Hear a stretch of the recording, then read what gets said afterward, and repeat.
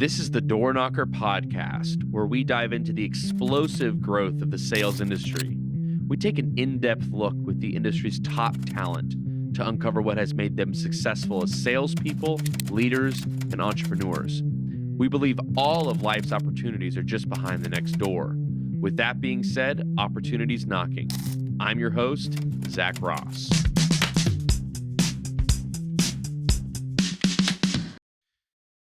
It's time. It is here, ladies and gentlemen, the moment you've all been waiting for. It's finally happened. I think I've been working on this for several months, and you were an hour and 45 minutes late, but we have the man, the myth, the legend. Guys, the time has come. I've put it off. I've been nervous. I've been scared. The sex change operation has been taking longer than I thought. I had a couple little snip tucks here earlier, so I apologize for being late, but we made it happen. The online Door Knocker podcast. It's here. We're getting it ripped, bro. It's gonna happen. We have Pess in the house. The one and only can't clone me. I got a lot of haters and a lot of homies and some friends and some phony. How you feeling? Dude, I'm feeling like back then they didn't want me. Now I'm hot. They all on me. Oh, it seems that way. 281-330-8004. Where'd you get the shirt? I got it custom made, dude. Beijing, bro. You got it from Beijing. Beijing, dude. Did they rush order it to you? Of course, bro. It's 34 your number? 34. I was a center back in the day. You were not. Bro, I was 6'3" at 12 years old, and they thought I was going to be 6'6", 6'7", and I was a powerhouse in the post. Where'd you grow up? La Cañada. So back in Southern California. So for anybody who don't know, SoCal, La Crescenta, La Cañada. So I was a basketball player, bro, and a baseball player. I was left-handed. I was really good. And then 34 is my number because I grew up watching Shaq. So I just, okay. Yeah, big Shaq Diesel, baby. They called me the White Shaq. Who's they? Nobody. But you sound like Alex Jones right now. I called myself the White Shaq. Okay, I just was dominating these little kids, like, prepubescent kids, and I would just bully them up, dude. It was awesome. Hot tamale. That was it, dude. I was really good in the post. So what happened? You know what I mean? Where'd you go with it? Well, I went all the way up to high school, and then, I just didn't grow anymore. People got more athletic. Oh, you stopped. I stopped growing. Right 6'3". 6'3", done, dude. It's not a bad height. No, it's perfect. I mean, I wish if I could, probably 6'4", 6'5" is... probably the I always say that. I ideal. think Superman's 6'4", so that's like always what I've wanted. Yeah. And when I wear high heels, so I'm 6'5", so it's nice. Oh, that's great. Yeah. So, when I'm knocking in heels, it, breaks preoccupation really well. It's a secret. You did that with the Gucci suit? Duh. Oh, that's the one-liner you were giving me. Yeah, exactly. If you're wearing heels, dude, they know what's up. They're like, oh, you wearing high heels? You're like, yes, sir. You know what else is ridiculous? Your power bill. Go grab it.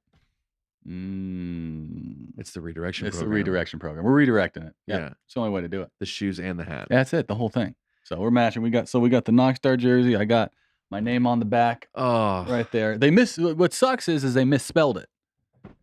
And then I had to get them to send me a new one. So did they 1S? No, they put a U instead of an E. Yeah.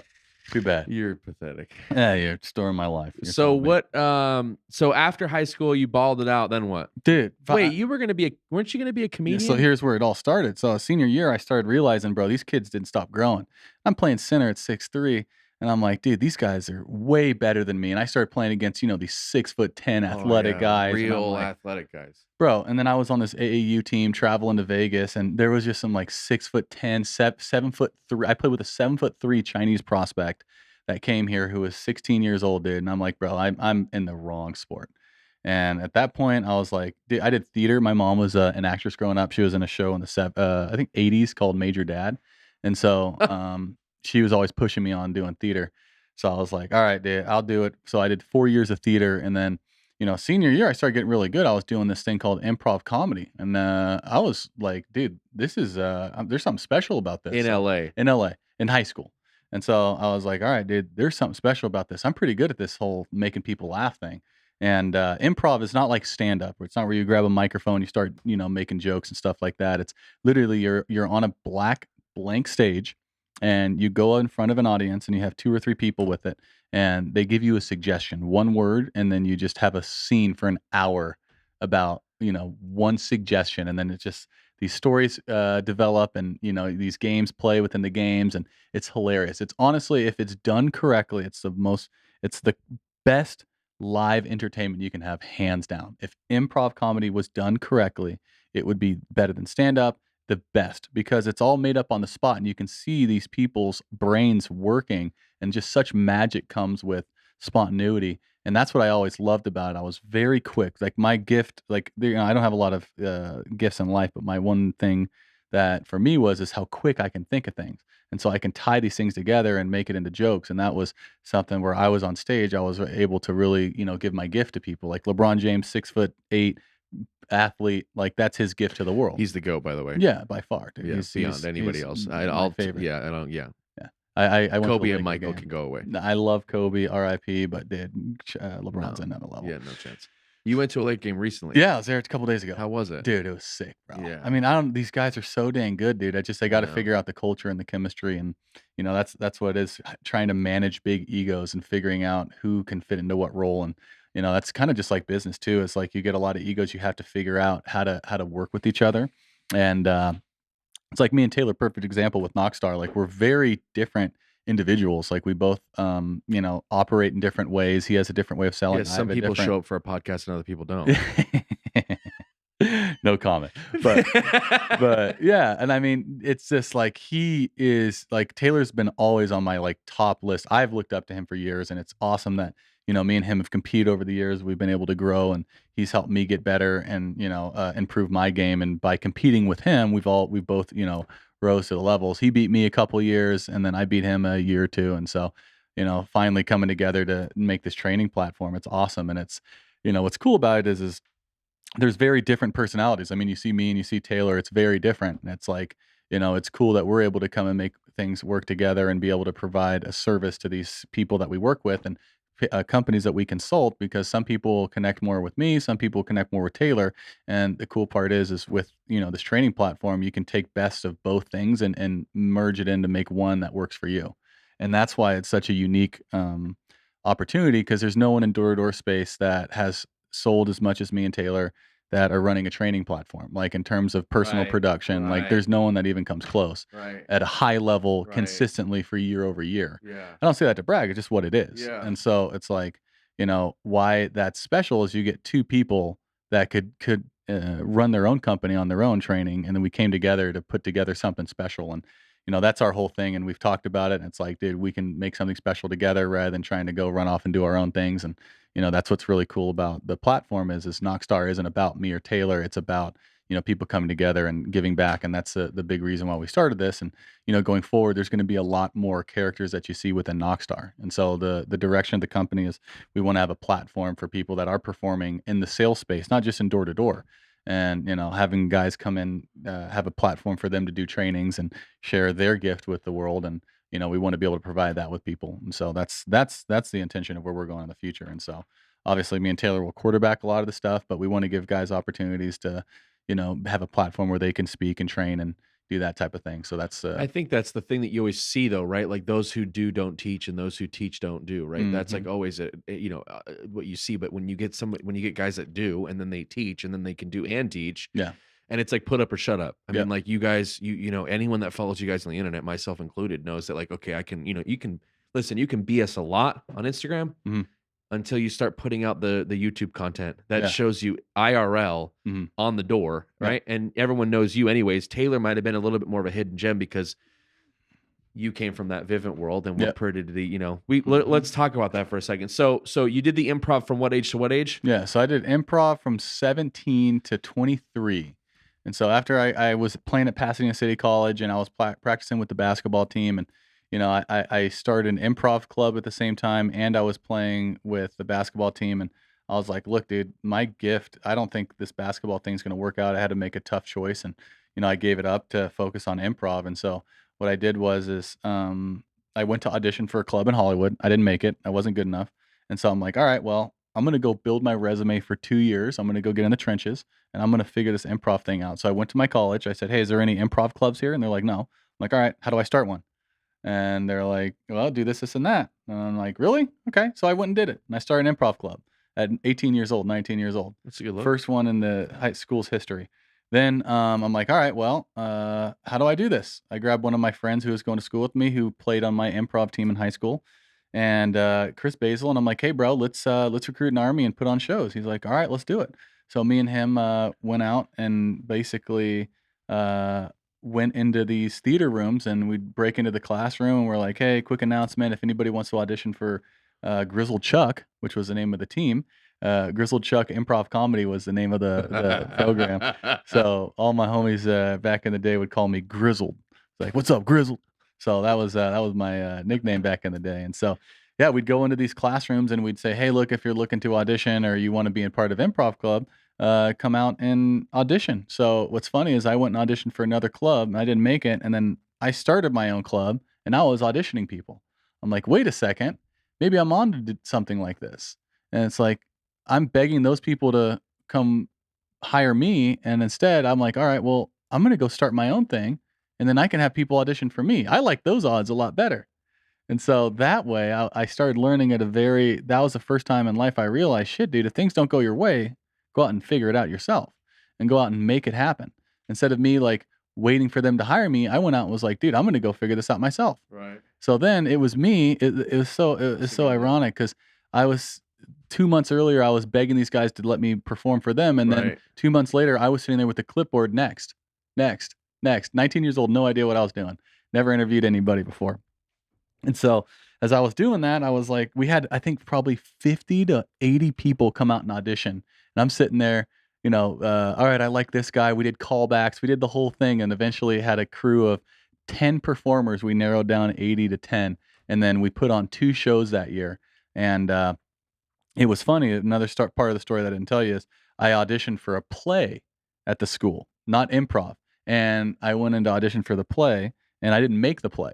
And so then that's when I was like, all right, screw this. I got the improv thing. I'm going to stick with that. And I remembered that. They didn't book me. They didn't hire me to be the lead I didn't make any parts. Yeah. So my improv comedy, Grizzled Chuck, we were getting ready for a show.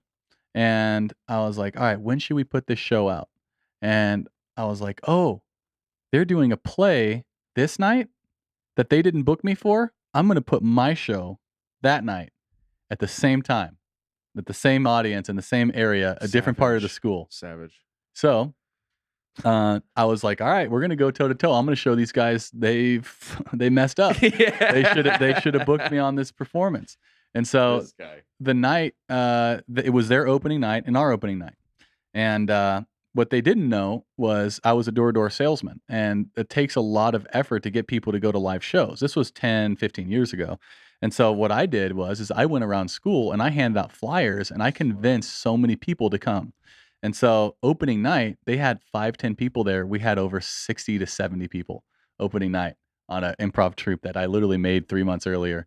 And it was awesome. And so right then I realized that, in life, if things don't go your way, you're going to have to go out and make a name for yourself and do it yourself. And then even if you go out and do it yourself, you're still going to have to apply those principles of going out and get clients. You can't just open up a store and hope people show up. I went out there, I knocked on doors, I went into the classrooms. Hey, come join this. Hey, come to our show. I'd pay people with food. Hey, we're doing a quick improv performance for lunch. And then, everyone was like, oh, we're eating lunch. I'm like, okay, cool. If I bought you guys all lunch, would you come and watch? And then boom. So what I would do is the summer before I went to college, I did door-to-door sales. So I had a little bit of money saved up. And so I took that money and I invested into my team. I bought uniforms and then I'd pay for food to bribe the college kids to come watch us. And so instead of me competing with the cafeteria, I bought the cafeteria and I brought the kids to us. And then, these are all these little lessons I learned at a young age. And, that's the cool part is now as I, am stepping out of the role of traditional door-to-door salesman into a business owner running my own thing. It's like, damn, these same principles I learned 10, 15 years ago are so applicable in the marketplace now that you can't just start up a business. You have to start hitting people up, call them and lock deals down. It's like, dude, what a beautiful place to practice and, learn from the doors to now doing my own business. I literally tell that to people all the time. It's like sales is the hardest part of the business. I don't care what anybody says because you can hire out the back end all day long. Mm-hmm. But if you have nothing coming in, and then once you figure that out, it's a wrap. Yeah. Right. And so what year was that summer that you knocked? What year? How old were you? 18? 09. I was 18, turned 19. Yep. And who was that with? Platinum Protection. You were with Platinum. That was a spinoff of Vivint. Back in 2006, Vivint got so big that the top 3 regions broke off and started their own company. Chance Allred, Jared Hallow, Keith Dyers. Chance Allred. Yeah, Chance, now CFO or CSO of Vivint Solar, VSLR. So Chance ran it, Jared Hallow, Keith Dyer, and Jeremy Pixton. And so they ran their own company, and they did really, really well. They were catching up to Vivint, and I worked from them from '08 until 2012. And then Platinum Protection was a great company. At our peak, we did 60,000 alarm accounts, which was Vivint was doing about 150 at that time. So we were catching up to them. And then we had investors at the time in the business. And what ended up happening is those investors were caught up using Platinum Protection's proceeds in a Ponzi scheme. And so it got to a point where it was really, really big. In 2010, 2011, they were getting investigated. And Monotronics, who we sold our accounts to, found out that we were a part of the Ponzi scheme, and they cut off our dealer program. And so they stopped buying our accounts. And not only did they stop buying our accounts, but also a few years earlier, the attrition was really, really high on a bunch of offices at Platinum, because before this was caught, you could basically do these white pages things where you could change people's names and get a passing credit. So they would put all of these bad credits in, get paid for it, and then the account would attrit. And when you're in a dealer model, you have to replace that attrition. So, and then you don't get any commission on it. So this guy will get paid his commission and quit. Then the company's left with the debt. So they had to go put on new accounts. And so what ended up happening is this huge underlying debt combined with the Ponzi scheme eventually bankrupt the company. And then none of our back ends got paid. And so it was pretty crazy, man. That was I was very emotional at the time, but what I did learn is how a small company could build such an amazing culture, and literally it changed my life because they took me in as a comedian and turned me into a polished sales rep. And Platinum Protection by far had the best sales training in Door2Door of all time, because they had Chance Allred, they had Jeremy Pixton. Jeremy Pixton was by far one of the best Door2Door salesmen of all time in his day, and he was Vivint's top rep.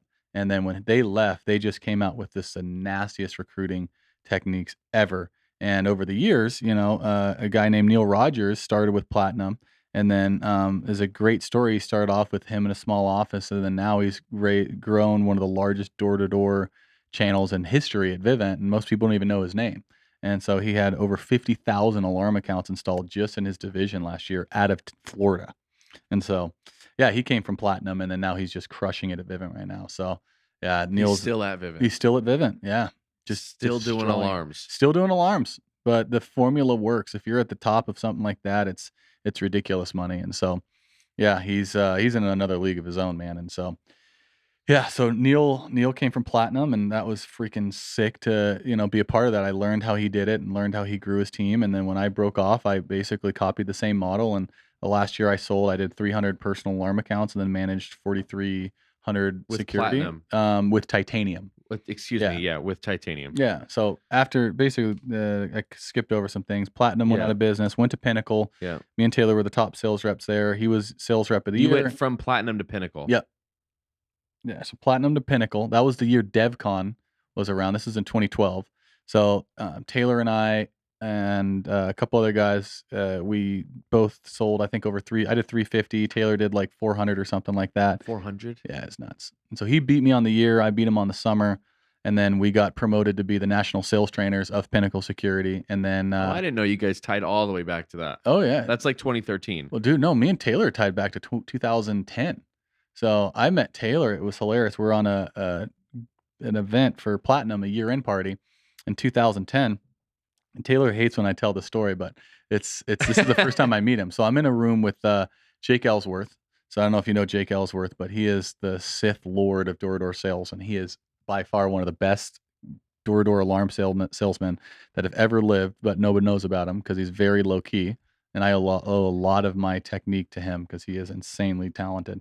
But we're chilling in a hotel room, and then I'm sitting there just sitting there watching TV. It's like 9 a.m, getting ready, and then this guy knocks on my door and comes in, and I'm like, "Oh, you look familiar. That guy who's leading the company in preseason." He's like, "Yep," and he's got hair down to his shoulders. I'm like, "What's your name?" He's like, "Oh, my name's Taylor McCarthy."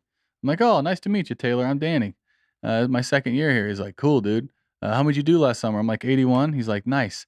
Let me hear you pitch." And I'm like, "What? It's 9 a.m. What are you talking about?" He's like, "Bro, let me hear what you do." And so I started going in. He's like, "Nah, bro, you're doing it all wrong. Let me tell you how to do this."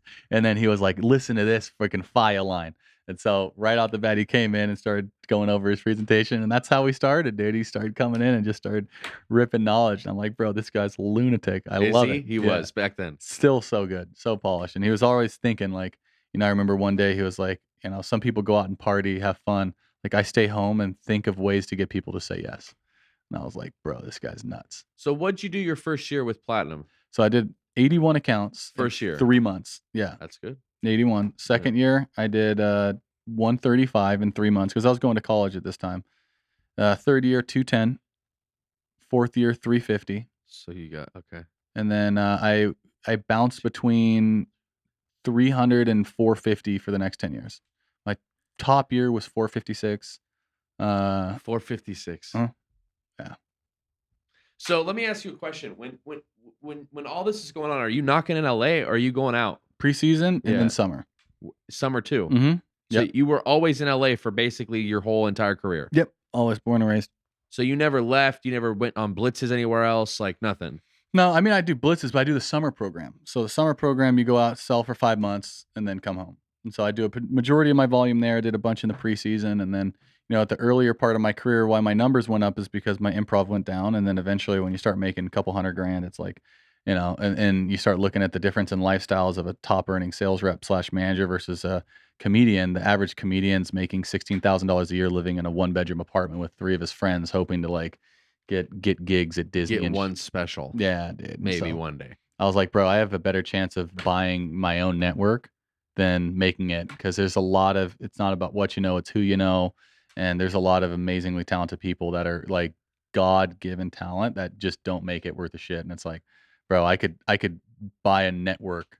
I have a better odds of like getting rich and buying my own network than I do going out and making Saturday Night Live. So, that was my goal. And I was like, dude, you know what? I'm going to go down this road and I'm going to make it so I can come back. That's my promise to myself. Is I said, hey, look, if I go out and I dominate in this business thing, I'm going to come back to comedy and do what I love. And so that was a deal that I made with myself, because the sales thing, the training, the stuff is fun, but my passion is doing comedy and performing. Like that's my love. But I made a deal with myself that I'd never give it up, but I have to go as hard as I can at this so that I can go back to do what I do. And a lot of times people, they don't, they try to do it both at the same time, and nothing really happens with anything. And then they give up on their dreams and they have nothing to look forward to. I know there's going to be a time where I'm on stage performing without any worry of financial issues, and I'm performing because I'm having fun, not because I need to get my bills paid. And that's something that I thoroughly look forward to. And so, that's what's funny about now this platform with Knockstar. We do events, we go out and train. And, my dream growing up was to go out and be a performer, right? And I was thinking I'd go out, train people and make jokes and make people laugh. But now I'm on stage, but I'm not making people laugh. I'm making people money, and I'm training them how to improve. So although it wasn't exactly how I perceived my dreams happening, it's similar, the same thing. And then, I did that for Knockstar, but then on the doors, I'd say every single door that I go to is another performance. And if I do a good performance, I get paid for it. And so that's how I could justify living my dreams, because even though my dreams didn't turn out exactly how they did, it's just a different variant. I'm on stage, I'm training people, I'm entertaining, and I'm educating. Like for me, there's a lot of sales trainers who are boring as shit. Like I want to be funny and I want to entertain you. That's my goal. I want to put a smile on your face, make you laugh, and tell you something cool, and you make money with it. And sometimes you see all these boring motivational people online, bro. No one wants to watch that. You want to be entertained. People don't get the online thing too. I talk to Lee about that stuff a lot. It's like, dude, you have to have a different persona on the line. It has to be more extreme than the person that you are. Yeah. Right. It's people need to meet you in person. Like, oh, you're not the same, because it's the only way you're ever going to get anyone to care about your content. Right. So let me ask you a question, because I run into this a lot, and I think it's good. It'll be a good nugget for a lot of people. You guys were both, I think, between you and Taylor, like 18, 19 when you started, right? Mm-hmm. Yep. So what was the difference, you think, between you and every other 18-year-old that comes through here and is like, I'm too young, I got time, da-da-da-da-da? Well, you have to use this job to get something. And so for me, I use this job to get something else, because then, it was to do the comedy. And every year it changes why I do certain things. Now I do this job because I want my funeral to be sold out. So why I push hard for Knockstar is that when I die, I want to have impacted so many people that people show up and they come to my funeral and they're like, bro, Danny made an impact on my life. Like for me, that is more valuable than having $1 million, 10, 20, $30 million in my bank account. Like, which eventually I will get to. And it's like, I'm making real good progress towards it. But at the end of the day, no one gives a shit. It's like, when you die, who's there saying good things about you? Because that's really all that matters. And so for me, at the beginning of your career, why you try to do something is going to change. And, as I started my first beginning of my career, I wanted to prove to my basketball coach that, I didn't deserve my senior year on my basketball team. I played barely 2 games and I was, very talented. I was tall, I could dunk and do all that stuff, but I had an attitude issue, and me and my coach didn't see eye to eye. So I sat the bench a long time. And when I started doing that, I thought, oh man, he's an asshole. I hate this guy. Because I had everything in high school I had given to me. Right, I grew up in a super nice neighborhood, upper class. My dad bought me a Range Rover when I was 16. So Really? yeah, 22-inch I Ram never took you subwoofers. for a rich kid. Oh, dude, I was balling. Yeah, I never knew that. yeah, Oh, big okay. time. You hide it well. Yeah, Good for you. yeah. So I did that, and I never really had any money issues growing up, and so. Yeah. My basketball coach for some reason didn't give me what I really wanted. I was used to getting everything I wanted in life, and he didn't give me the basketball thing. And so I hated him for it. And so for me, I wanted to go out and prove in the marketplace that I made 3 to 5 times more money than he did. And so I wanted to show him that, hey, he messed up for treating me like shit. And then by that hatred, Leverage. Yeah. yeah, by that hatred, I used that leverage to climb up in the ranks. Mm. And then, after that, I was like, oh shit, I went to the dark side and gained the skill set. And then unfortunately, when you go to the dark side to gain a skill set, you leave people behind because you're only focused on yourself. And what I ended up doing is I pushed all my reps down to make myself look good. What it did is it made my skill sets extremely polished, like very, very skilled on the doors. But what happened was I didn't bring anybody with me because I was trying to prove somebody wrong. And that was where I couldn't build a team. I was selfish. Everyone thought I thought about myself, and which I did. I was like a Danny Pessy show. That's it. You come work for me, cool. That's great. If you win, fine, but I'm going to win no matter what. And it was very low levels of leadership. And so, that was one of the biggest mistakes I made in my career, but it did teach me to be polished and get to a skill set where now, instead of me trying to push everybody down to make myself look good, I wanted to pull people with me. And then after that, I started building teams and growing and really start caring about people. And it wasn't until the last 3 to 4 or 5 years. Oh, really? Yeah, bro. I had no teams at the beginning, barely any. And you weren't like recruiting. I was. Oh. I just quit because, Danny Pessy doesn't give a shit about me, which is true. I didn't care. I was all about me. Yeah, but I mean, dude, you were fucking. I mean, Yeah. bro, 18, 19, 20, 21, 22. Who cares? I mean, I don't know. Maybe there's a couple. I don't know, but like, yeah, there's a few guys. Come on, man. Yeah, there's a few guys who pick it up naturally. One of the best gifted leaders that I've ever had a chance to work with, one of my best friends, Taylor Livingston. He partnered with me in 2013, and I found somebody who could connect with reps. And me and him went out and ran multiple teams together. And that when I had a guy like him to help facilitate my weaknesses, that's when the team started growing. Because you need a hitter, you need a sort, you need like the knight, you need the king, and you need like the back end guys. And so he was the guy that helped. I did all the training. I was the rabbit of the organization. I was out front. Let's go, charge, so in production. And he made sure everybody, the camaraderie was there. So I found somebody that could do that skill set while I improved mine. And that's when my business really started taking off and luckily it was with one of my best friends. Like I grew up with Taylor. He was on my basketball team. Me and him were so you know how I wanted to be Shaq, right? Yeah. He was the Kobe. Copy that. So me and him would just be throwing balls. Could he actually shoot? Yeah, he was nasty. I remember junior year, we played against our high school rivals, or it was sophomore year, one of those years. And it was coming down to the wire, and I was getting triple teamed, and I dish it out to him, and 3 seconds left, he nails a 3-pointer, and we win. I take my jersey off, and I run around the court. And like a lunatic. Like a freaking lunatic. and my coach was like, Pessy, what the hell are you doing? And they ripped my ass. And we had to go do conditioning training because I was always that cat. Yeah. I always opened up my mouth and did something stupid, and we had to run like poles or whatever the hell we had to do. Yep. Yeah, I was always that guy. Yeah. So let me ask you a question. What was it like from Platinum to Titanium and then to Vivint? Like, what was that transition each time? So it was Platinum to Pinnacle. Platinum to Pinnacle. So I left Platinum. I was the top number 7 rep at the company. And I went up to Doug Robinson at the time. As I switched over, I got set up under Doug. I said, hey, Doug, I know you don't know. He was at Platinum? He was at Pinnacle. Doug was the regional at Pinnacle. I left Platinum, and I went under John Frampton and Doug Robinson. So, yeah, the boys. So I went up. I said, Doug, hey, you don't know me, but I'm going to be the top rep in your region this year.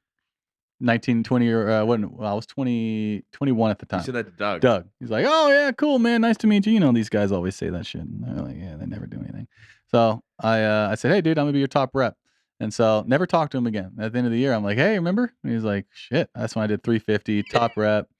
Yeah, crushed it. And so, yeah, me and Isaac Burnside were co-managing at Pinnacle at the time. And it was fun, man. And so I got to learn under Doug. And that year, I was manager of the year at Pinnacle, and they got me this Rolex. So most people don't know this, but Legacy actually was an alarm dealer for Pinnacle back in the day, and I was in their region. And it started in 2012 with Doug Robinson and John Frampton. And Get the hell out of here. Yeah, I was their top rep and their manager, and You they got still me. rock the Rolex. I still do. It's That's beautiful. dope, dog. Yeah, I got a couple of these things. That's why they get this. Okay, yeah. Because back in the day, they used to How get many these alarms? out. How many? They still do it, Legacy. Some of them do. I don't know. Notorious is doing it now. I think it's 100 installs. You get a Rolex. Yeah, that's a region, not a company thing. So that's a region. The company used to pay for these. So now, I mean, if it's their region, they're in charge of their budget. But it's 75. I think 100's a Mexico trip. Yeah. Wow. So okay. So what did you have to do to get the Rolex? 350? No, just be the top rep in the region. That's it. Yeah, and then so I was the top rep in their region. Next year, we went over to Vivint because Pinnacle lost funding from Golden Gate Capital, and basically they stopped in-housing their accounts. They wanted to get a return on their investment. The debt matured, and they couldn't find a buyer, so they sold it to Monotronics for a 41 multiple. The top guys cashed out. We got paid our back ends, and then everybody pretty much left. And then the next year, they turned to Protection One. I stayed at Vivint. And so then I went to Vivint with Doug Robinson and John Frampton, and then John Frampton left. He went to Solar City, and then I still stayed under Doug, and I really got to learn a lot with Doug. And Doug has been by far one of my favorite leaders I've ever learned from. And it was really cool because something about Doug is when you talk to people, you can sense that they're not really present. But with Doug, you could really feel the genuineness in his heart and the leadership practices and principles that he talked about. And, I'll always remember that because when Frampton left, top rep in the region would get the Rolex. So year 2 at Legacy, I was the top rep again, but Frampton was supposed to pay for it out of his overrides. He got paid and quit. And then I said, hey, Doug, bro, I don't mean to be that guy, but Frampton quit, blocked my number. He owes me a Rolex. And he's like, really? I'm like, yep. And he's like, ouch. All right, let's go. And then he went and bought me a $10,000 Breitling that day. And I still wear it to this day. And that's my favorite watch, but it's in, I sent it back to Breitling to get cleaned and serviced. So I normally wear that all the time. And, I tell that story because there's people in your life that you'll come across that will make a meaningful impact on you. And that's all it's about. You only need 2 or 3 things to impact somebody's life for them to remember you forever. And that was a true test of character of Doug. And that's why I wear that watch, because it reminds me like that's the kind of leader you want to be. When shit doesn't stack up to you, you do the right thing when even it's not in your best interest. And even you don't have to. He could have easily said, hey, this is not my problem.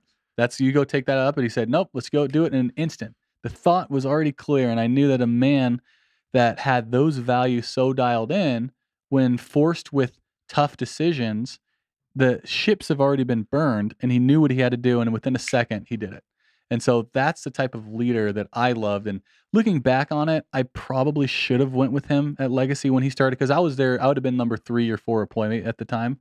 So all of our region left. Luke Toon, I could have been right up there with those guys. And I probably should have done it now I think about it. But, for some reason I was loyal. And honestly, looking back at it now, it was more out of fear because it was a new product and I was comfortable at Vivint. I had my name.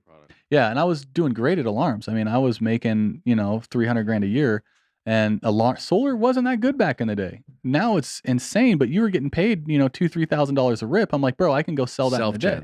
Yeah, self-gens. Yeah. Now I could go, back then I could go out and make $1,000 alarms. I was selling 2 to 3, 4 alarms a day. So I was making more money than all the solar people. So I was like, dude, I shouldn't do it. But what I didn't think, I was thinking of as a sales rep, but I didn't realize that the opportunity is in leading people, and following that type of leader, being close to them, is the biggest mistake that I've ever, now that I get older, I realize that it's not about like, how do I bring this up? It's about finding somebody that you can trust and grow your business with and being close to them. And as I started getting older, I realized I wasn't important to Vivint. If I would have died, nothing would have happened. Like Todd had his people, he had his close niche people, and I was never going to be one of them. And what I realized is, look, I can go out and create on my own, or I can build my own team. And so as I started to transition from Vivint, I looked at, hey, who's a power player that I know is going to make it in their life that I can get close with and, grow, just like with the Doug Robinson. Like Doug's got Luke, and then Doug's got a couple of his boys that he's brought with him. Like who am I going to be with that I can make a Luke tune, or I'll be somebody's Luke tune? And that's when I started transitioning out of Vivint, when I realized like, hey, I'm not valuable to this organization anymore. And it was with Josh Sutherland. So Josh was a good friend of mine. I've known him for a long time. And he's very low key, but he's by far one of the best businessmen that I've ever had. And I've been very thankful to work with him. And I put deals in with him over the years because Titanium's based out of LA, and Vivint started doing financing in 2016. And so what happened is a lot of these accounts that I would sell wouldn't qualify for financing for whatever reason. So I would throw them in with Josh. Alarms. Yes, alarms. And so I would start throwing them in with Josh. And then, over the years, he did a residual model. So basically, I'd throw in and get residual payments on these accounts. And so basically, we throw those in there, and I'd start caking up some money over the years. And it started off with a little bit, then it became a lot. And then, when I started to leave Vivint, I'm like, hey, dude, I think this Josh guy's onto something. And I put my money on. I'm like, look, bro, like I've never left a company. I didn't leave Platinum. I never left Pinnacle. They went out of business. And I went to Vivint. The first time I ever left a company was after 13 years in the game. And I went with Josh. I'm like, bro, this is a guy that I can, work closely with. We partner on a lot of deals. We work on apartment deals. We're closing right now on one. We're starting a rental car business together. We're going to be doing multiple apartment complex deals and stuff. And so, yeah. And so for him, finding that entrepreneur and finding that guy that I can get close to was a thing I should have done earlier, because I was so caught up with the identity of being a top sales performer. And I got stuck in that gear of being a top earning rep where I didn't shift. And it was because of fear that kept me from shifting into that other gear that I should have. Guessed that. Yeah, I was afraid. I identified as a 300 account rep in my mind. And that's what I was. And I did it for 10 years in a row. But what happened was my ego got attached to that without looking at the bigger opportunity. 300 accounts couldn't help that many people but me and a few others. But when I shift into leadership the next year, I'm like, hey, let's go into a higher gear.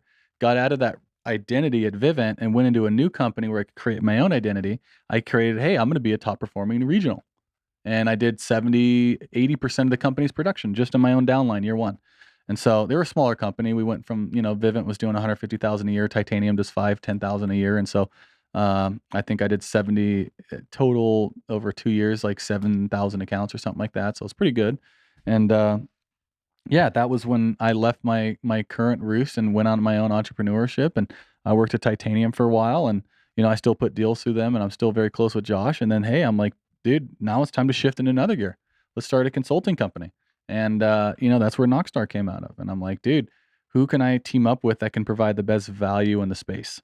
And I'm like, dude, me and Taylor, we drive well together. I love the guy's like a brother. I went to his wedding in Peru, and that's the kind of guy that I want to work with. And I was like, dude, let's go make a splash in the marketplace. And he's like, all right, bro, the time's to do it. And we came up with this little hey, we should do a 6-week boot camp and train on subjects and see if anybody will do it. And then I posted 2 or 3 times online, and literally for 4 consecutive boot camps we sold out within like 2 to 4 days.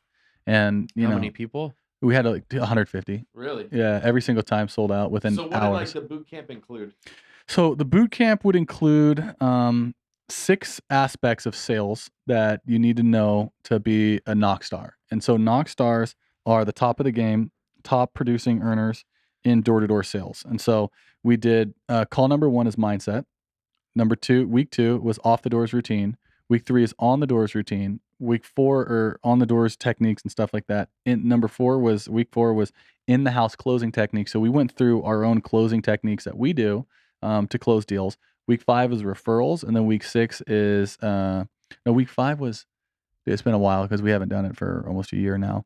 But week 5 was referrals, and then week 6 was 5-year plan. And so after that, we talked about how to prepare yourself for the next 5 years in door-to-door sales. And so a lot of these guys that went through this, they've never heard this stuff. And so we were super proud of it, because this stuff that we train on got lost with these guys that quit in 2009, 2010, 2012, 13. We brought some of the best stuff back that a lot of these new guys have never heard before. And so, plus with our own spin on it, when you start performing at a high level, you find ways that work. And so we were able to provide a unique training experience from guys who have done it for a long time that went out and cranked it. And unfortunately, a lot of times with sales guys, they have a good year or two, and then they start a consulting company or go do their own thing. Like, but it's different when me and Taylor have done it for 10 years in a row. Like we've put in the test of time. And so for us, the reason why I say that is because, the stuff that we train on, it's from, we did it, here's how you should do it. And so it's from doing it, and it works over a long period of time, not just for a good year or two. And so that's why we feel really, really good about the product that we sell, because we know it works. It's not, philosophy. It's not like a teacher who teaches from principle. It's a teacher from actions. And so that's why, like, I feel confident as hell in the offering that we have. And there's no one in the game right now that's able to train on the content and the stuff that we're able to do at our higher level. Well, and I want to tie back to something though that's on my mind. So, you talked about that brand management thing is what I was, like what I'm this person, I'm that person. At first you're a rep, and then you're trying to lead teams, and then you partner with guys, so you see that. Then you find leadership, and then you see that the value in leadership. You've created at Vivint, you created the persona, right? So everyone knows you. Yep. If I'm not mistaken, because I never worked at Vivint, you would wear like the whatever that home base is for Vivint, whatever you call that thing is. Yeah. Around like a Flavor Flav necklace. You're knocking in the Gucci suits. Like, when did that whole side of Pessy come out, and what was the point of it? So the point when I did that is I was at Vivint, and there was such a stereotype. Like, you have to be this guy. LDS, yeah. LDS. Let's be honest. Provo All-Star. Yeah. You got to be a frat star. Yeah. And, I was like, dude, it was hilarious. And it's like, I saw all these guys, and I'm like, man, maybe I should just try to fit in with them. Yeah. And then, I was like, bro, like, if I'm going to do this life, I want to do it by my terms, and I want to do it my way. And I don't want to mold who I am to fit into somebody else's persona. Yeah. And so as a sales rep, before I started like getting stuck in the identity of a 300 sales rep, I wanted to be the top performer, Danny Pessy style. And so I wanted to be the guy who did it his way. I wanted to dress how I wanted to dress. I wanted to talk how I wanted to talk. And I'm a performer, and I wanted to perform and entertain people. And, the whole point of that was not only to build my brand, but to also to remind people, like, guys, you have your inner beauty, and you can take who you are and still flourish in the marketplace. Wow. You can take who you are as an individual. You can take, your personality and use that, and you don't have to like push it down to fit in with everybody. You can be the outcast, because the outcasts are always the ones that people end up following anyway. Because if you try to fit in, you lose your identity, and you win the game by their rules. So that's not a win for you. It's a win for them, because you played by their rules. I played by my rules. I did how I wanted, when I wanted. And of course, there's some underlying things that we all agreed on, like being disciplined and go out and perform. But I didn't want to change who I was as an individual to fit into that culture. I made my own culture within that organization. And eventually, like, it was good enough for me to go and leave and create my own brand. And, I didn't feel comfortable being a Vivint person. I wanted to be a Danny Pessy person. And so, that's my message for a lot of guys out there as you're going through this journey of life. Like, don't be afraid to be who you are, because you're going to look back in 50 years and it's like you never truly lived because you never expressed yourself. And for me, why I wore all that is because, man, I wanted to have fun. I wanted to entertain people. And, I wanted to be like, how did that dumbass outsell every single person at the company? It's like, how did that fucking lunatic do it? And of course, I put on that persona. I'm not a fucking idiot. I know what I'm doing, and it's all very intentional. And so, I do that to let people know that, hey, you can still go out and do it your way and still perform and be successful. Because I just see so many people that, go through these companies and they end up being drones. And, they get out and they're like, bro, we got brainwashed. Like, and it's like, bro, we were a cult. We were a part of a cult. That's powerful. Wow. And so for me, I wanted to give guys the excuse to be themselves, so that they can be themselves and still be successful. And so for me, I hope that's my biggest gift to this space is, as you go through your life, as you're on this entrepreneurial roller coaster, like, be yourself and find a way to win authentically rather than following with the herd. And that if I could tell these guys that are going on this journey, that are just jumping on the roller coaster right now, do it that way, because you're going to feel a lot more fulfilled when you stand on that stage, hold up a trophy and you say, I did it my way, that's going to be more powerful than, joining in on somebody else's, joining us on someone else's ride. What was the reaction on the door when you were in the Gucci suit? I mean, like, what was it They didn't perceived? know us. They didn't pay attention. I knocked in a skirt before, like a kilt. I did that Jesus sandals. They don't even know. And one thing about Door2Door is when you're in the zone, you are so captivating. People just get absorbed by what you're doing, and people don't even know what you're saying or what you're doing. I've knocked on doors with my shirt off. People have no idea. Like, You've done the shirtless knock. I have somewhere hanging. I believe around here. it. Yeah. So, and it's funny because if you can just have this energy in your aura about you, which takes time, you can't just do that year one or two. It takes a while. Once you get really good, I can literally open the door, and based on their customer's body language and based on the way they look at me, I'll tell if they'll buy a deal within seconds. And so, that takes a while to figure out, but you've got to be really in tune with people, and you got to really know who you are. You got to know your shit, because then if they can tell that you're the real deal, they'll buy into you. And I heard this the other day, and it makes so much sense. Is they don't need to believe they don't need to believe that what you're selling. They need to believe that you believe what they're selling. And so for me, I sold it because I was a performer. And that's why I really hit it out of the park so fast at the game, because I did theater and I was performing nonstop. And so with these shows, I was a professional performer, and I learned how to read and manipulate audiences and learn how to, set up jokes where they would hit harder. Like, it was fun. It's literally like, if I could picture it, if you're good in theater or like rigging an audience, you can really like feel the energy and move it. And it's some crazy shit, but some of the guys that are watching this probably know what I'm talking about. But you can feel the energy of people, and put them in different directions. So it's pretty cool. Especially with it's perfect. And yeah, so many good nuggets out of that. So you're this whole time at Vivint,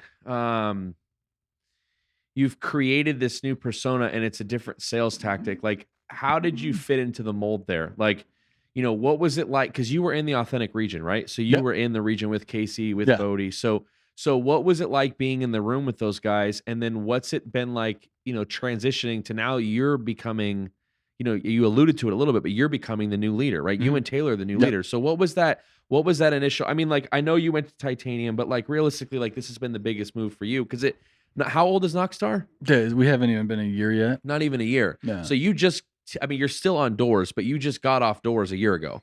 Yeah. So, I mean, I still knock. I sold, I did a 2-spot like 2 weeks ago, 40 kilowatts. So it was some big boys. I saw but that. Yeah. So, and I'm never going to forget it, but I've done 13 years on the Doors. Like, if anyone else is teaching you, like, catch up to me, and then we can talk if you want to check, my freaking resume. But, it's true. It's the thing is I put the time in now. A lot of my stuff is going to be teaching some of this stuff, and I'm still going to be able to polish on the Doors, but the days of me knocking like summer programs are gone. And so there's too many people now that need what we're teaching. And the problem is if I'm out selling 24/7, it's selfish, because like I said, it only helps me. No one's going to come to my funeral if I sell 1,000 solar deals, but if I help 1,000 people close 1 or 2 more solar deals, then I've made an impact on their life and their families. And for me, that's more impressive than me selling 1,000 deals if I can help 1,000 people close 1 or 2 more deals because of the 2 or 3 things that I might train them. And that's what I want to do. And I'll always be fine on income, because this coaching business is a huge step back in terms of like selling. So people think, oh, I'm doing this as a cash cow. Nope, complete opposite direction. Me and Taylor aren't even taking money out of this thing. It wasn't up until recently we were able to take like a couple $100, but like a week. So it's brutal. But the big picture is it's not about me, it's about we. And so that's been the transition, for us to create this sales, training platform, is because, there's so many kids out there that are starting at 18, 19 years old that are going to learn these lessons from 2 ways, either the marketplace, which is going to teach them that over a long period of time, or from us. And if we can help shorten their learning curve or give them some tools to help them fight, like help make sure that when they're going out and performing, they're not doing it to smite their employees, make their, steal from their family. I heard a guy, it's so sad, man. One of these reps, this person who went through our programs, like, hey, Danny, I get a lot of reps asking me like, hey, for advice. He's like, hey, Danny, my cousin was telling me deals were canceling and there were smaller system sizes and they weren't, and he was getting paid commission. What should I do? And he'd been stealing from me. Literally, this guy was stealing because he was a closer. The cousin was a setter, and so they would split the commissions, and the guy would be skimming off the top, his own family member. And it's like, if I could have got to that guy earlier and told him there's a better way that not you wouldn't have to skim your family, you just would sell more. Like, those are the things that I look at. Like, I could have made a difference, and that's why I really want to get my message out there and help these people, because this is such a beautiful journey that this chapter of door to door of your lives is going to be gone like this. People that are listening to this is going to be a small chapter of your life, and then it's going to be gone. Who were the characters that popped up in this chapter that made an impact on your life? And Wow. that's one of my goals, is to hopefully be that person who makes an impact, whether it's something I say or how I do it or the way I live. That's my goal, is to put something where, if I were to die, they would write on my Facebook wall, "Hey, appreciate you doing this for me." That's all I want. And, if I look at life that way, as if I can touch as many people, that's where it's like really, really important. I mean, I have a special place in my heart for door to door, because that's, I was literally saved by door to door because I had a career in making $16,000 a year living in a 4-bedroom apartment. Like, that was my career path. I mean, I never would starve because I came from, a good family, but I families, it's drastically changed than, what I was able to make. Like, I've now surpassed like almost every single person in my family in terms of like where my trajectory is, and it's only going further. And it's partially because of the people that I've aligned with. Like, bro, like, I got to give it credit. Like, the Mormons get a really bad rep, but I thank God every single day I was surrounded by such an amazing group of people, The because best. Some of bro, the best, dude. dude, yeah, and it's Hands like, down. if it my wasn't relationship with that community, like, I wouldn't be the person I am today. And I want to give a shout out to all my Mormon fam out there.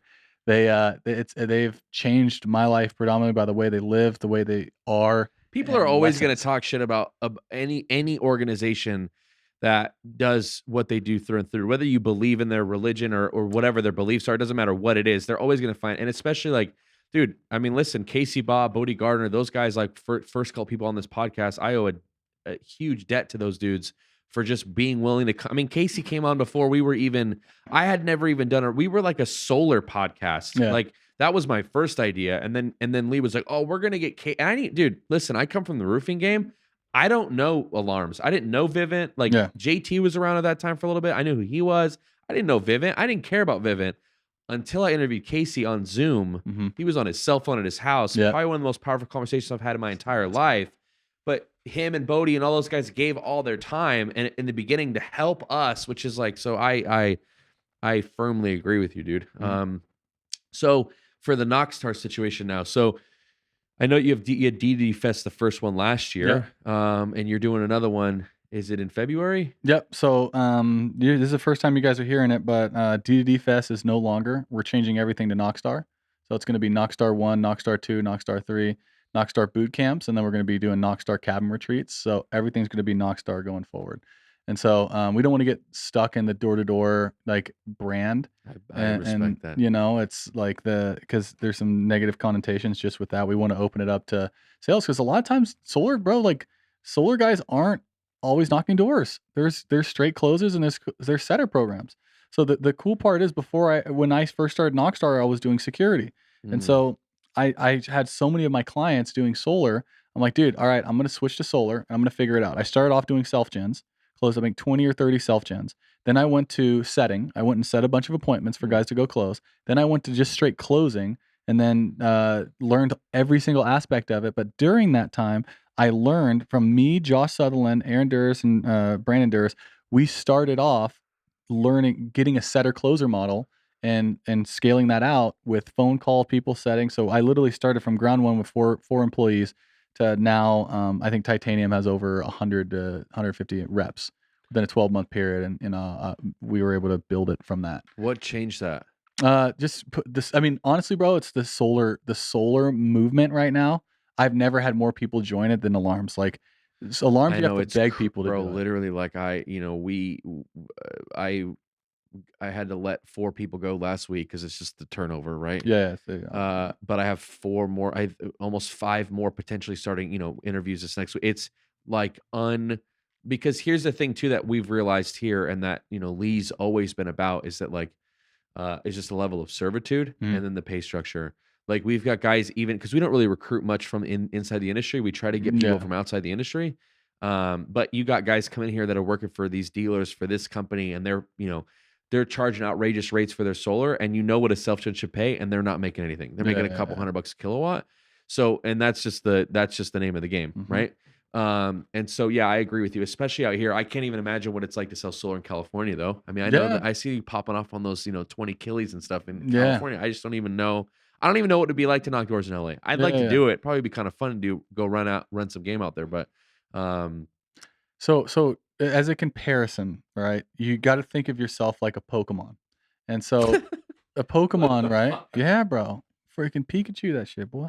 So you think about it as there's levels to it. The Pokemon grows and evolves, and these customers are levels of Pokemon that have higher levels than others. And so if you're a level 50 Charizard and then you go to a level 45 Blastoise, or I can't do that because they're weakness. So if you go to a level 45 Venusaur, you have a first year rep who's a level 20 freaking Rattata, and he tries to take down a level 45 Venusaur, he's not going to do it. But if you're a level 50 Charizard, you can take down that level 45 Venusaur because you have a better skill set. And all of those customers want it, but you just have to have a better skill set to make it make sense to them. Every single person I've talked to has been spoken to about solar. Why did I close them? Because my skill set's higher. And that's why it's important, because with sales, the skill set from alarms to solar was transferable. But the thing why I was good is because three things: practice, drill, and rehearse. And so that's why having those things down, practice, drilling, and rehearsing, is the most important thing. And that's why you have to have an online training platform that you can go there and level up. How do you get your skill set better? You go out in the field, you train your Pokemon up to go higher, and then eventually it evolves. How do you do that? Do you practice on money? No. If you're going out practicing on money, you're an idiot. You need to take the time to go on and get a platform and learn, so you don't waste time practicing on money. And that dojo for us is our online training platform, Knockstar University. So that's a great place for mine or whoever, Cardone University, it doesn't matter the platform, but you need to go and consume knowledge to help you level up your skill set so that when you do find a level 45, you're at a level 50 so you can beat it. And you wonder why guys are closing more deals in the same market as you is because their skill sets are higher. How do you get a better skill set? You either go practice on money or you practice in the dojo with the skills that level 50 guys are doing. And before Knockstar came around, you can only learn from a 30, 40 level. Like now, like I'm probably at a 50, 60. Taylor is at like a 90, 100. And the fact that like Taylor by far is a God-given gift to teach people. Like it's incredible that Door2Door has the privilege to learn from somebody as talented as Taylor. And I'm like so lucky to be even partnered with this guy, that the fact that this guy is able to train and he's not selling is a remarkable on his contribution to this space. Like a guy like that could literally go out and sell 4 or 5 solar deals and never talk to anybody and go say basically go F yourself.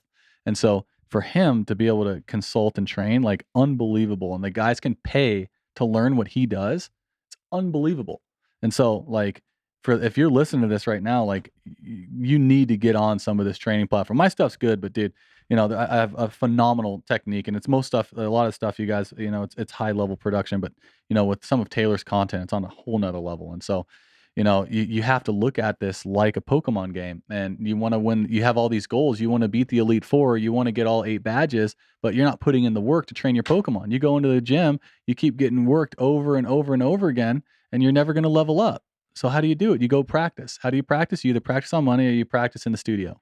And nobody wants to practice in the studio. No one wants to go take a computer out. They want to watch Netflix and just intake. They don't want to put their time in and watch videos. And that's the thing. The guys that are going to go out there and invest into their training are going to do great. Problem is companies buy their people training platforms, and then a lot of the times, oh, my company's training's good, but they never watch it. Because if you don't pay for it, you don't pay attention to it. So if you truly are committed to getting better, show me your bank account and show me what money you've spent on getting better, and I'll tell you if you're committed to getting better or not. You want to make $800,000 a year? Pull up your bank account, show me what you're spending to give you an $800,000 skill set. And so that's how I know people are all talk. If you want to know who's full of shit or not, they say, oh, you're going to make $800,000. Pull up your account. What have you invested? Crypto doesn't count. Freaking real estate doesn't count. What have you bought? Self-improvement. Self-improvement. Yeah, 10% of Exactly. your income a year. That's my goal, Yeah. always. I mean, I'd 10% a challenge you to year. do 20. I think next year we're going to make some big shifts. Yeah. Why wait? Yeah. I Well, mean, yeah. so that's the thing is at the beginning of my career, if I could go back and change one thing, is after my 4th year where I did 350, I was a top rep in the country. I stopped listening to everybody. And it was one of the biggest, and I still remember, I haven't told anybody this, but I remember Tim Yesta. Tim Yesta is one of my favorite people in Door2Door. He's from Neil Rogers' region. So Neil Rogers 50,000. He was the guy. Tim Yesta was Neil's top guy. He's manages 20, 30,000 accounts, and by far he's such a better individual than I am. And I remember going to dinner with him, and I'm like, I outsold him that year, and I'm like, damn, dude, I'm better than Tim now, and I don't need to take his advice anymore. And I remember thinking that, and the next year I got crushed, and Tim freaking smoked me. And I'm like, dude, what an asshole for me to think I was better than Tim. And now Tim's done way more, obviously, even back then was doing way more than me. And it was just disappointing because someone is an amazing leader like Tim. I thought I was too good to learn his lessons. And my ego was so Wow. big, I Wow. couldn't take any more stuff in because I thought it was so good. Wow. And if I would have listened, I could have got advice because he had gone through the same experience that I had where he had a huge year and then went down. I could have, if I didn't have my ego so high, I could have learned from his experience. So I didn't have that. And that's one of my things that I want to teach people is, hey, your ego is going to get your ass kicked one day. And it destroyed me. And, I was destroyed on the inside. I've talked about this a little bit, but yeah, man, it was tough for me to overcome that because my identity was tied to production. And then when my production went down, it was all sorts of dark demons. And then I bought coaching. And then I started paying people to help me get better. And they gave me the answers. And, it's taken me a while to build off. But the once that snowball is building, oh my God, dude, the stuff that just starts coming your way is unbelievable. And so, yeah, it was crazy. So that was something I haven't told anybody before, but yeah, man, this the moment you stop listening and your ego gets too big, you're gonna pay the price one way or another. So Yeah, you're going to pay the piper. So what are you calling D&D Fest now? Knockstar. Knockstar? Just Knockstar. Knockstar 1, 2 next So year. this is Knockstar 2. Knockstar 2 is coming up. It's February. Yeah, it's March, early March. March. So I'm still Todd Peterson verbally committed to me that he's gonna speak. TP? So I haven't told anybody that either, but TP. Todd Peterson, yeah. He's turned down everybody else that's asked him to perform. And we got him on stage. You're a closer. Yeah. I mean, well, dude, I told Todd, I'm like, hey, bro, like I've given 10 years of my life to you, brother. Like the industry needs you. Now that you're stepping back from the game, like, bro, it'd be selfish for you not to get on stage. Like you started this gangsta shit. Closer. And it's time to get this thing going. And he just said, okay. And he's such a giving guy, bro. Todd is by far the best guy. Everyone that's in this game owes homage to Todd. Everybody. He is literally the Todd father, as we call him. And so I have nothing but respect for Todd. And, after I left Vivint, there was people who reached out, had an option to, get into a lawsuit with Vivint about, some sorts of crap. And I'm like, dude, it's not even worth it. And so, yeah, just because of the respect I had for Todd and what he's done for me, he's literally put together the platform for me to change my life. And, a lot of the stuff that I learned comes from him. And now I'm working closely with one of his top guys, Jeff Mendez. And so, it's pretty immaculate that, crazy that what's happened from, what I've been able to learn from Door2Door and, what he's done. So we got Todd. Jeff's obviously going to be speaking, and we're going to keep it pretty much, industry guys right now before we start bringing in big heavy hitters. We don't have the budget for it, but eventually those one are day. pretty big heavy hitters on their own, right? Yeah, in the Door2Door space. But, I'm talking about like the Bradleys. Yeah, and but I mean, like even those Zach guys. Rosses. I mean, we're ready to go, baby. Let's run it. I'll be the opener. Just let me be well, unless you need to be the voice, I can be the voice. But it's hard for me to do that because like Lee and I were talking about that earlier. Like even just Poppy, these guys. I mean, their content's just unprecedented. They can go up on stage in any industry. I mean, if you started doing a car dealership deal, with Knockstar, you could bring Poppy in to talk and it would be a wrap. I mean, like there's very few people in the world like TP and Jeff. And I'll definitely be there. How do people get tickets? Aren't on sale yet? Are they on sale? No, not sale yet. No. Where do you get them? Salt Palace, the 4th and 5th. Salt Palace. Yeah, bro. So we're swinging for the fences, baby. So That's sick. Yeah, so we'll be there. We've got a cabin retreat coming up on the 17th and 18th in Utah. We're gonna be doing Of November? January. Nothing from November. November and December, we're gonna be gone. We're going to Peru for our charity trip. If you guys do watch this and you like what we do, obviously you can grab some of our products. But the thing I would ask you to is make a donation to our charity organization that we have. We partner with this company called Globalware, and every year we're going to be traveling to different markets to go give back to the less fortunate. And so this year, literally in 2 weeks, I'm going down to Peru to help rebuild an orphanage that I helped work on back in 2016 with Vivint. So we basically partnered with the same company that Vivint uses. Legacy uses them too as well. Wow. So, and they white label it just like we're doing. And so basically you can make a donation to help these places. And, we have, I think, over 50 people going down with us, 52. Wow. So it's awesome. And we're going to go do that type of stuff. So if you do like what we hear, buy our products. If you don't want to buy our stuff, make a donation because, that's the type of stuff that we're really looking forward to giving back. It's going to go directly to the kids. We're going to be getting them soccer balls, shirts and stuff like that. They're the type of, this is a place we're going where they're literally playing in like broken sandals and stuff. It's really bad. So yeah, it sucks for these kids. So we want to definitely make a difference with it. And Taylor's wife is from Cusco, Peru. So, or from the Peruvian area. So she's straight up from Peru. Oh, born and raised. wow. That's So, powerful. yeah, so it's sick. That's That's where way Taylor had his powerful. wedding in Peru too. So yeah. So Yeah, that's- Peru's pretty dope. South America's kind of undervalued, I think, for a lot of people. yeah, dude, it's slept on big Yeah, time. completely slept on. Oh yeah. So going forward, like what, if people want to get a hold of you guys, how can they find you? What's your 5-year plan? You know what I mean? So 5-year plan. We want to build a platform for guys who've earned it in the door-to-door space. We're going to be very intentional on who we allow on our platform because a lot of guys want to come into the space and then be a coach without putting in the work. Like it took me, I've given up. Yeah. So, it's, yeah. So I'll leave it. I'll straight up leave it at that. Yeah. I'm a little bit more brash, so I'll do it for you. Yeah. Yeah. So, we're going to be providing a platform. We're going to be doing events and, we're going to be scaling out, not just to door to door. We're going to be bringing in multiple industries and, opening up this door to door to the world because I honestly believe if you're in door to door sales, you are the Spartans of sales and business. And people that are outside of our industry need to know what we're doing because they could learn and make their lives so much better. Call center agents, car salesmen, like no offense, but no one touches door-to-door salesmen. Like no one in sales can even come close to the skill set, the talent, the polish that we have as people. And I'm damn proud of, our upbringing. And I think everybody in the door-to-door space needs to be proud of what they do because if you see what we're doing is we're door-to-door salesmen, we're running businesses, we're starting up companies and like growing our wealth. Like you guys all need to be doing the same thing as well. And, I want to be a catalyst for door-to-door salesmen to say, hey, that's the path, just like Jeff Mendez was for me, just like Casey Ball was for me, like Todd was to me. Like this is the path. You guys need to follow it. And this is the road. Be proud, hold yourself with higher integrity because we do deserve to run businesses. We are the elite. We're the future of the marketplace. And if it isn't for guys like us, then the United States is going to be in a hell of a situation. And as you can see, there's a lot of, pussyfooting going around here in the world right now in the United States. And, they need somebody to close shit down. And that's going to be us. It's going to be us that are going to be that are going to be, in control of the marketplace in a few years. Guys that are knocking doors right now, that are leading this country, leading businesses and keeping America great. Cause I think we have something special, but if people don't step up to the plate and continue the legacy that was left on before us, we're going to be in a hell of a world of hurt. And so, I believe that, and that's just what I believe.